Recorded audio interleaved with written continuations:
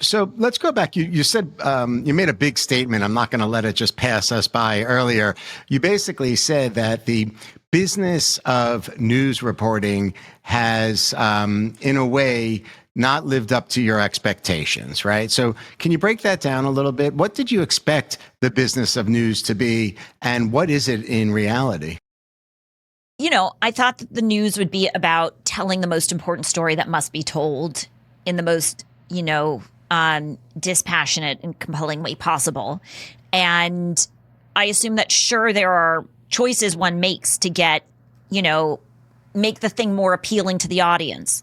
But the importance and the value of that story is what dominates, right? And that informing the public and caring about getting them engaged to take action is what would matter. I found that in the business, the imperative to grab eyeballs leads to all sorts of other realities internally. Like, my long story short on what happened to the news business is, originally it was not a profit center, right, for these companies. When ABC, NBC, CBS came along, they were given the broadcast channels by the government, and in return they were told, you get this, but in return you have to do a public service and give us news. And it was just a trade. And so they did it, and the news was about the news.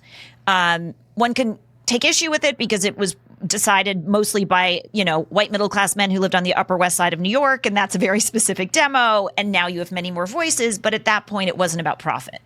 And then fast forward over the next 50 plus years, ultimately they were all bought by publicly traded companies that have to report profit on a quarterly basis, and that profit pressure trickles down to the newsroom in the form of how can we get more ratings, and not just over the course of a year, but in time to show an improvement for the next shareholder meeting.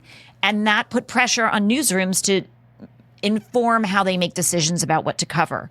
And one small example is now there's a technology that people in a control room have that shows them moment by moment, not minute by minute, but moment by moment, when people are tuning out and flipping the channel, and they know, like, oh, look, that topic went down. Oh, look, this topic goes up. Oh, we're holding.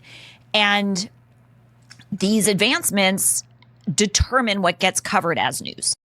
So what does that do to democracy? Like, to me, the journalistic tribe is so important as it relates to preserving a healthy democracy, right? Really reporting the truth. So what do you see transforming? Like, you're at the front line of things. You've been your entire career. Like, how is this transformation actually impacting America? So first, there is one business in America, only one, that is explicitly protected by the U.S. Constitution, and it is the free press. And that is because the founders believed that having a free press was essential to a functioning democracy, because that's how you inform voters to make informed decisions when they vote.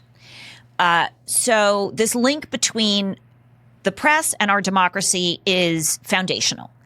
I think that the critique I just provided of what transformed news is specific to a time period. Like, it's one piece of a problem. In addition, we also have the pressure that social media has put on the news, the rise of influencers, et cetera, which I know we'll get into. But yeah. I think there's this cacophony of different pressures that have fundamentally changed how we get information. And we've moved away from having a press corps to having like an information economy, right? Where every one of us is almost an information. We're in the message war, all of us, because we have a phone and we can make videos.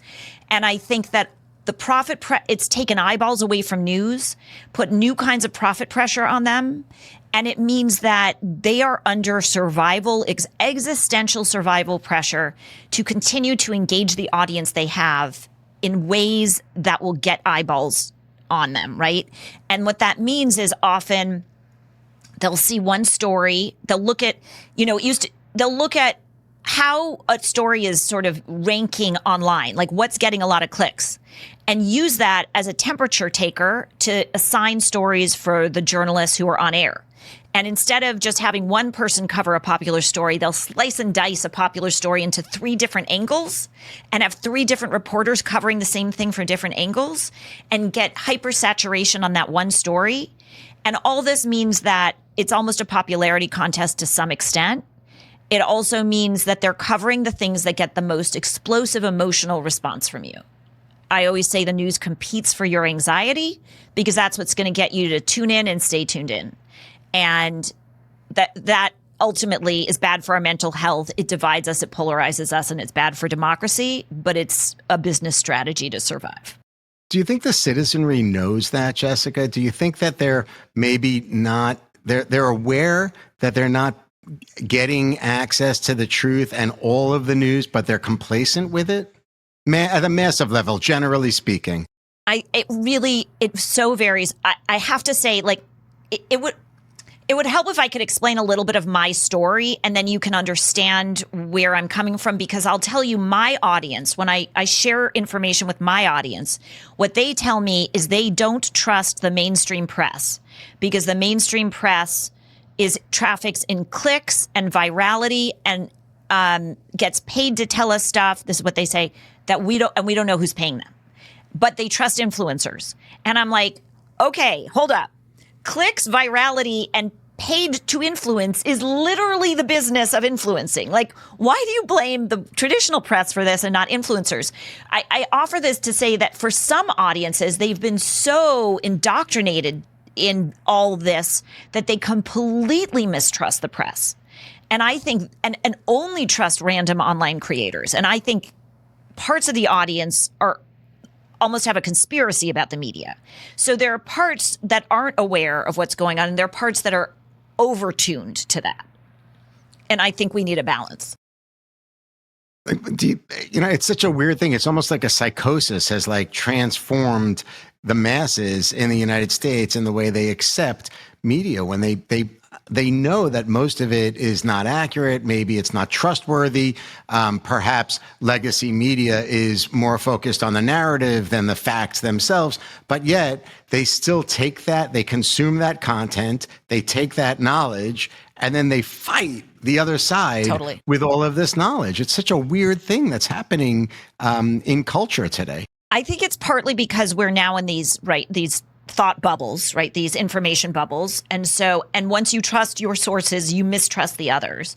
A separate thing is, I have this critique that we did such a good job of telling people that they're being manipulated by misinformation and disinformation and propaganda, and constantly warning audiences of this, that they're on a high alert. And they think that to be skeptical is to be smart and informed. But we've never given them the tools to discern what to believe. So they're taught only to disbelieve and never how to make decisions about what to believe. And so this rejection response is very evolved, and their trust response is underdeveloped sometimes. And so they trust whoever feels right or gets in their feed or their friends trust. And it's this imbalance. And so I'll post stuff that doesn't really track with what else is in their bubble. And people will say, why are you saying this? This is not our information. Like, I don't believe it. I reject it. For example, during the Masa Amini protests in Iran, remember those when the Women Life Freedom protests? I can't tell you how many people online told me this isn't real. It's not actually happening. It's a CIA front, that they're just sending us these videos that aren't happening. You're like, why do you believe that, right? That's no. Wow. But they don't have the tools to discern how to decide what to trust always.